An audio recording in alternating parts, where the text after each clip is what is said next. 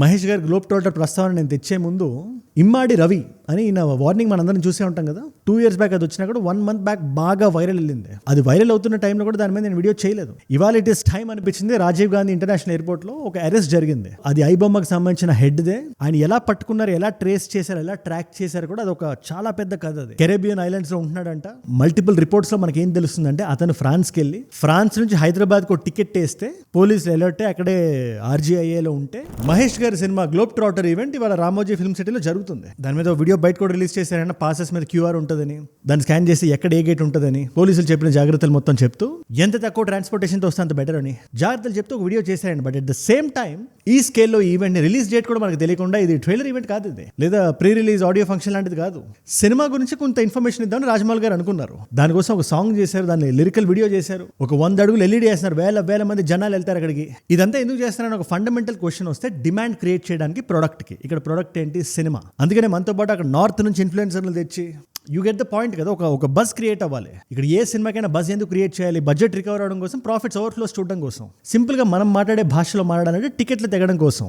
And ఇక్కడ మన అందరికీ తెలిసినట్టు ఒక డిబేట్ ఉంటుంది, టికెట్ ప్రైస్ ఎంత పెట్టాలి, హీరోల రెమ్యూనరేషన్ అంత ఎందుకు తీసుకుంటున్నారు. అదంతా ఈ వీడియోలో మనం అడ్రస్ చేసే ప్రయత్నం చేద్దాం. బట్ ఈ గ్లోబ్ ట్రాటర్ ఎగ్జాంపుల్ ఎందుకు తీసుకున్నానంటే ఇవాళ మనం మాట్లాడబోయే ఐబొమ్మ లీడర్ అరెస్ట్ ఏదైతే ఉందో, ఈ హెడ్ ఇమ్మాడి రవి అతని పేరు, ఆయన కానీ ఐబొమ్మ కానీ అఫీషియల్ గా రిలీజ్ చేసిన వార్నింగ్ ఒకటి ఉంది. 2 ఏళ్ల క్రితం చేశారు. అది మొన్న సర్క్యులేట్ అయింది బాగా CV ఆనంద్ గారు ప్రెస్ మీట్ తర్వాత. అది 2003 సెప్టెంబర్ 6వ తేదీన రిలీజ్ చేశారు దాన్ని. బట్ అగైన్ రీసెంట్ గా వైరల్ వెళ్ళింది. అందులో వాళ్ళు ఏమంటారు, మీరు విచ్చలవిడిగా డబ్బులు తీసుకొని సామాన్యుడికి అందుబాటులో లేకుండా మీరు సినిమాలు తీస్తే మేము ఇలా పెడతాం, ఈ వెబ్సైట్ లో మేము సినిమాలు వేస్తాం అని చెప్పి వార్నింగ్లు ఇస్తున్నారు వీళ్ళు. ఈ వార్నింగ్ చూడగానే నాకు బొక్కలో ఎలక బోన్లో ఉల్లిపాయ సామెత ఒకటి గుర్తొచ్చింది. ఇక్కడ ఉల్లిపాయని చూసి ఎలక టెంప్ట్ అవుతుంది, లోపలికి వస్తుంది, ఇరుక్కుంటుంది.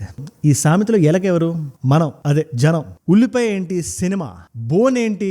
Betting apps. ఈ పైరేటెడ్ వెబ్సైట్స్ లో వీళ్ళు డబ్బులు ఎలా సంపాదిస్తారు? ఆ ప్రెస్ మీట్ లో CV ఆనంద్ గారు చెప్పింది ఏంటి? ఇవంతా క్లుప్తంగా ఈ వీడియోలో నేను చెప్తాను. బెట్టింగ్ యాప్స్ ఆసరగా చేసి అది ప్రైమరీ సోర్స్ ఆఫ్ ఇన్కమ్ గా తీసుకొని ఫ్రీ సినిమా అనే పేరుతో జనాలు ఎలా లాగుతున్నారు లోపలికి అని. దాంతోపాటు అదే ప్రెస్ మీట్ CV ఆనంద్ గారు స్టేట్మెంట్ ఇచ్చారు. ఆ రోజు దాని ప్రస్తావన నేను కూడా చేశాను. నాకు 4-5 దొరికారు. ఇన్ఫాక్ట్ ఈ ప్రెస్ మీట్ ఇంతకన్నా ముందు ఎందుకు చేయకపోవడానికి కారణం ఏంటంటే ఇది 4 months ఆపరేషన్. ఇది మేలోనో జూన్లోనో సింగిల్ సినిమా రిలీజ్ అయితే వాళ్ళు వెళ్ళి కంప్లైంట్ చేస్తే ఫిల్మ్ చేంబర్ ఆఫ్ కామర్స్ నుంచి నాని గారి హిట్ సినిమాని ఎగ్జాంపుల్ గా తీసుకుని ఆ సినిమా అయితే రిలీజ్ అయిన 18 గంటల ముందే ప్రింట్ వచ్చేసింది. అది ఎలానో మనం మాట్లాడే వీడియోలో మీకు క్లియర్ గా చెప్తాను. కానీ అందరినీ పట్టుకునేదాకా ప్రెస్ మీట్ చేయొద్దని చెప్పి నేనే ఆపానని చెప్పి CV ఆనంద్ గారు ఒక పక్కన చెప్తూ ఆల్మోస్ట్ అందరినీ పట్టేసుకున్నాం. ఒక 10-15 మందిని పట్టుకుంటే అందులో 4 ఇంపార్టెంట్ పీపుల్ ఉన్నారు. ఈ 4కి ఒక హెడ్ ఉన్నాడు. 4 అయ్యారు కానీ ఇంకా బాస్ దొరకలేదు. బాస్ హెడ్ అని ఐబొమ్మ హెడ్ని మేము పట్టుకుంటాం, ఆయన కంట్రీ బయట ఉన్నాడు ఆయన అని అంటుంటే పక్కన ఆ పోలీస్ ఆఫీసర్ ఆవిడ మైక్ తీసుకొని మా సబ్స్క్రిప్షన్ మోడల్స్ ఏవైతే ఉంటాయో 2022లో ఎండ్ అయిపోతే దాన్ని మళ్ళీ రెన్యూ చేసి, అంటే మళ్ళీ CV ఆనంద్ గారు తీసుకొని 1.5-2 కోట్లు ఖర్చు పెట్టామని చెప్తున్నారు. ఒకసారి మీరే వినండి. ఆ టూల్స్ యూస్ చేసి ఇవన్నీ అనలైజ్ చేయగలిగాం. హార్డ్ డిస్క్ ఎక్స్ట్రాక్షన్ చాలా ఇటువంటివన్నీ చాలా ఖర్చుతో కూడుకున్నవి. ఆల్మోస్ట్ 1.5 to 2 crores ఖర్చు అయింది just to renewal of licence. Final గా ఆయన చెప్పింది జరిగింది. ఆ వ్యక్తిని పట్టుకున్నారు, ఇమ్మాడి రవి అతని పేరు. ఆ వ్యక్తిని ఎలా పట్టుకున్నారనే విషయం మీద ఒక సినిమా తీయొచ్చు. ఆ రేంజ్ స్క్రీన్ ప్లే ఉంటే దాని గురించి మనం మాట్లాడాలి. అండ్ ఈ డిబేట్ని కూడా నేను అడ్రస్ చేస్తాను, ఎందుకంటే I feel the other side also. ఎవరైతే మేము సినిమాలకు ఎడిక్ట్ అయిపోయి ఉన్నాం, చిన్నప్పటి నుంచి చూసి అది ఒక అలవాటు అయిపోయింది. ఆ అలవాటును వీళ్ళు క్యాష్ చేసుకుంటున్నారు. బానిసలు అనే ట్యాగ్ లైన్ మాకు తగిలించి వేలకు టికెట్లు పెట్టి మా నుంచి డబ్బులు దోచుకుంటున్నారు అనే ఈ ఆర్గ్యుమెంట్ని కూడా మనం అడ్రస్ చేయాలి. కాయిన్కి ఒకవైపు చూపిస్తే సరిపోదు. ఏదో సినిమాలు, థియేటర్లు, OTT, పైరసీ అంటే మనకు సంబంధం లేని విషయం అనుకోకండి. ఇందులో బెట్టింగ్ ఇన్వాల్వ్ అయి ఉంది. అండ్ బెట్టింగ్ ఎక్కడ ఎవరు ఎలా పుష్ చేసినా అది తప్పే. అది పేర్లు ఇక్కడ అప్రస్తుతం, బట్ స్టిల్ నష్టపోయేది జనాలు, అది మీరే. అందుకని మీరు క్లియర్గా వినాలి మనం ఏం మాట్లాడుతున్నాం ఇక్కడ. మీరు కానీ మీకు ఇంటెన్షన్ ఉంటే నేను పైరసీలో చూస్తాను అని ఒకసారి మీరు వీడియో చూడండి. అండ్ ఇలాంటి వీడియోస్ మన చుట్టూ జరిగే లోకల్ ఇష్యూస్ నుంచి ఇంటర్నేషనల్ జియో పాలిటిక్స్ వరకు ప్రపంచంలో ఏ మూల ఏది ఎక్కడ జరిగినా దాని ఒక కాన్వర్జేషనల్ వీడియో కింద చేసి ఒక అన్నయ్య మాట్లాడుతున్నట్టు మీ ముందుకు తెచ్చేస్తా. ఈ వీడియోస్ నేను రోజు పెట్టగానే మీ దాకా రావాలి. ప్రతి అప్డేట్ మీరు తెలుసుకోవాలి. మీ మొబైల్ ఫోన్స్లోకి వచ్చారంటే మీరు కింద కనబడే సబ్స్క్రైబ్ బటన్ నొక్కి పెట్టేసుకోండి. డన్. ముందుగా ఇమ్మాడి రవి అనే వ్యక్తి ఎలా పట్టుబడ్డాడో మీకు అర్థం అవ్వాలంటే పైరసీ 2 విధాలుగా జరుగుతుంది. జాగ్రత్తగా వినండి. ఎవరైనా థియేటర్కి వెళ్ళి సెంటర్ రోల్లో కూర్చొని, సెంటర్ కారిడార్ అంటారు దాన్ని, అంటే కరెక్ట్గా ఒక రోల్లో ఒక సీట్లో కూర్చుంటే ఇమేజ్ బాగా పడుతుంది. కార్నర్స్ లో కూర్చుంటే ఒక యాంగిల్లో ఉంటుంది. అలా ఫోన్లు పెట్టి అందులో సాఫ్ట్వేర్లు పెట్టి ఆఫ్ అయినా రికార్డ్ అయ్యేలా కొంచెం మ్యానిపులేషన్ చేసి రికార్డ్ చేసేలా ఒక విధం అయితే సినిమా వాళ్ళు సినిమా ప్రొడ్యూస్ చేసిన తర్వాత వాళ్ళు UFOకో క్యూబ్గో ఇస్తారు. వాళ్ళ దగ్గర జాగ్రత్తగా సేఫ్గా ఉంటుంది. సినిమా అక్కడ నుంచి రిలే అవుతుంది. వాళ్ళ దగ్గర సేఫ్గా సెక్యూర్గా ఉంటుందని. ఇది మొన్నటి నుంచి జరుగుతుంది. దాని ముందు రీల్స్ ఉండేవి. ఈ డబ్బాలు అవి థియేటర్ దాకా తీసుకెళ్లి దాన్ని ప్రొజెక్షన్ రూమ్ లో పెట్టి అది రోల్ అయ్యేది. ఇప్పుడు క్యూబ్ నుంచి వచ్చేస్తారు డైరెక్ట్ గా. ఇది ఎన్క్రిప్టెడ్ మోడ్ లో ఉంటుంది. కానీ కొంతమంది అతి తెలివి ఉండేవాళ్ళు, అత్యుత్సాహం చూపించే వాళ్ళు ఏం చేస్తున్నారంటే ఈ క్యూబ్ లోనో UFOలోనో ఎవరైతే ఈ ఎంప్లాయీస్ ఉంటారో వాళ్ళు వాడుతున్న ల్యాప్టాప్స్ కొంచెం పాత మోడల్స్ అయితే వాళ్ళ ఐడీస్ నుంచి లోపలికి లాగిన్ అయిపోయి ఆ సినిమాని బయటికి లాగేసి హిట్ 3 సినిమాని అలాగే లాగేశారు. వీళ్ళ వెబ్సైట్లో సినిమా రిలీజ్కి ముందు ముందే పెట్టేస్తున్నారు. ప్రింట్ గట్రా ఆల్మోస్ట్ క్యూబ్ కే లెక్చర్ అలాగే ఉంటుంది. ఇప్పుడు ఈ 2 విధాల సినిమాలు ఈ వెబ్సైట్స్ లో ఉంటాయి. అండ్ వీళ్ళు ముగ్గురిని హైదరాబాద్ సైబర్ క్రైమ్ పోలీసులు పట్టుకున్నారు. సివి ఆనంద్ గారి అవెంజర్స్ అన్నాం పోలీసులు బ్యూటిఫుల్ గా ప్లాన్ చేసి ఎగ్జిక్యూట్ చేసి ట్రాప్ చేశారు. భారతదేశంలోనే ఇలాంటివి జరగలేదు అని సివి ఆనంద్ గారు చెప్తున్నారు. ఫస్ట్ టైం కంట్రీలో ఇది డిటెక్ట్ అయింది, first time. So that credit goes to cyber crime police of Hyderabad city.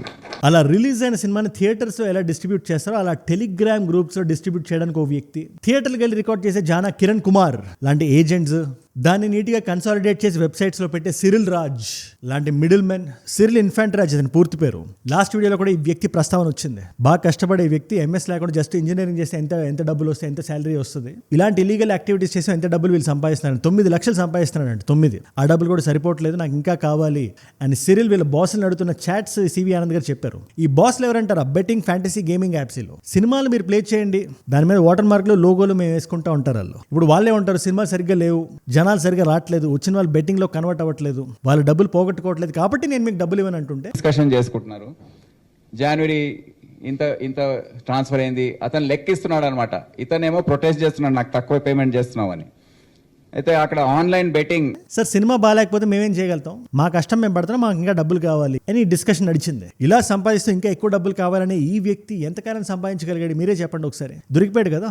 అందుకే ఏదైనా న్యాయంగా నిజాయితీగా చేస్తేనే మనకి లాంజివిటీ ఉంటుంది. Anyways, Jana Kiran Kumar and Cyril Raj వీళ్ళిద్దరూ కాకుండా అశ్విని కుమార్ అని బీహార్లో ఒక G+2 బిల్డింగ్ లో ఈ హ్యాకింగ్ లో ఇదే UFO క్యూబ్ చెప్పాను కదా, వాళ్ళ ఎంప్లాయీస్ ఐడీస్ లోకి లాగిన్ అయ్యి పాస్వర్డ్లు లాగేసి సినిమాని వెబ్సైట్ లో పెట్టడం, దానికి సినిమాకు $800 తీసుకోవడం, అలా $1,00,000 సంపాదించాడు ఈ వ్యక్తి. $1,00,000 89 లక్షలు. 22 ఏళ్ల ఇంటర్మీడియట్ చదివి ఇంజనీరింగ్ కూడా చెయ్యని ఒక వ్యక్తి. ఇవన్నీ తెలివితేటలతోనే జరుగుతున్నాయి కదా. ఈ తెలివిని ఎక్కడ వాడాలి, మనం ఎక్కడ వాడకూడదు, వాడకూడని దగ్గర వాడితే ఎలా దొరికిపోతాం అనే డౌట్కి సమాధానం నిలువెత్తు నిదర్శనం. ఎనివేస్ వీళ్ళందరినీ పట్టుకున్నారు. కొంతమంది పట్టుకునేటప్పుడు అయితే బయట గీసీటీవీలు అన్ని పెట్టేసి 22 సీసీటీవీలు పెట్టాడంట ఒక వ్యక్తి. ఆల్మోస్ట్ పోలీసులు లోపల రాలేకుండా ఒక సెక్యూరిటీ సెల్ లా కట్టి సీసీటీవీలతో ముందే మొత్తం సర్వేలెన్స్ చేస్తూ ఇదంతా చేస్తున్నా కూడా పోలీసులు పట్టుకునేసరికి ఇతను కూడా అవాక్ అయ్యాడు. ఈ సిరిల్ అనే వ్యక్తి పట్టుకొని వీళ్ళందరినీ కొంచెం గట్టిగా నొక్కి ఈ మెయిన్ హెడ్ ఇమ్మాడి రవి ప్రస్తుతానికి ఎక్కడున్నాడో అతను ఎలా లాగాలి మనం అని. అగైన్ దేనికైనా పేషెన్స్ ఇస్ ద కీ. పోలీసులు జాగ్రత్తగా చాకచక్యంగా వెయిట్ చేశారు. కెరేబియన్ ఐలాండ్స్ లో ఉంటున్నాడంట.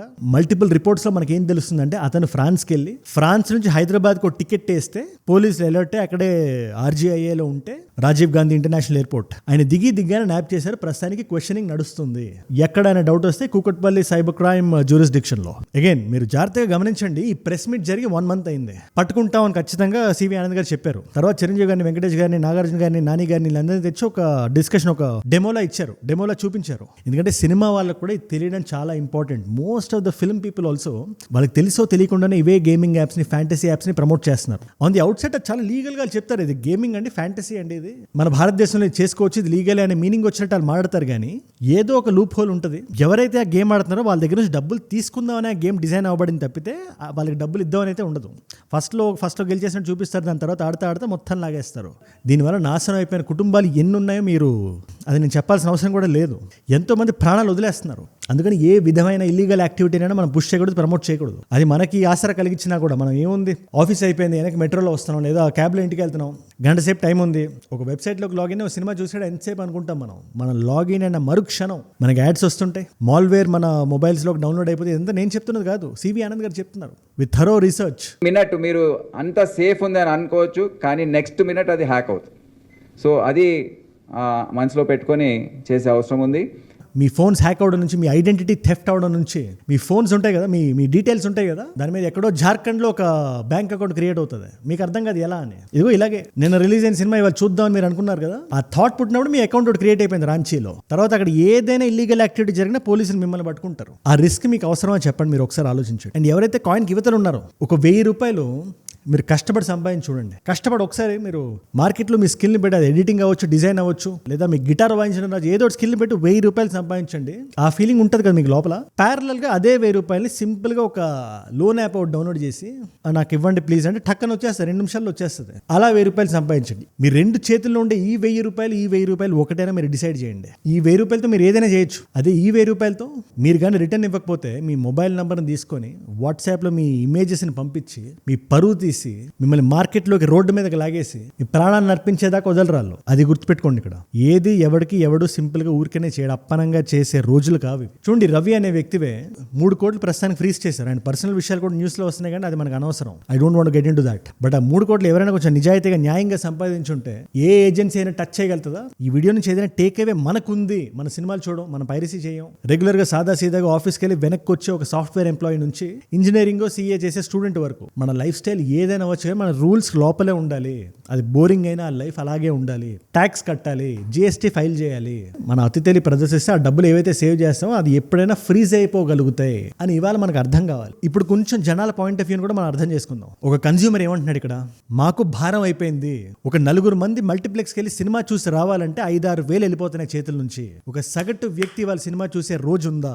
ఆ ఎక్స్పీరియన్స్ మా నుంచి ఎందుకు లాగేసుకుంటున్నారని అడుగుతున్నా. That's valid point. దాని మీద నేను డిబేట్ చేయట్లేదు. కానీ ఒక వస్తువు మనకి ధర ఎక్కువ అయిపోయిందని చెప్పి మనం కొట్టేసి రావడం ఎంతవరకు కరెక్ట్? అది మన నిరసన ఎలా తెలియజేయాలంటే ఆ సప్లైని, ఆ డిమాండ్ని తగ్గించాలి. డిమాండ్ని తగ్గిస్తే ప్రైస్ తగ్గుతుంది. డిమాండ్ని ఎలా తగ్గిస్తారు మీరు?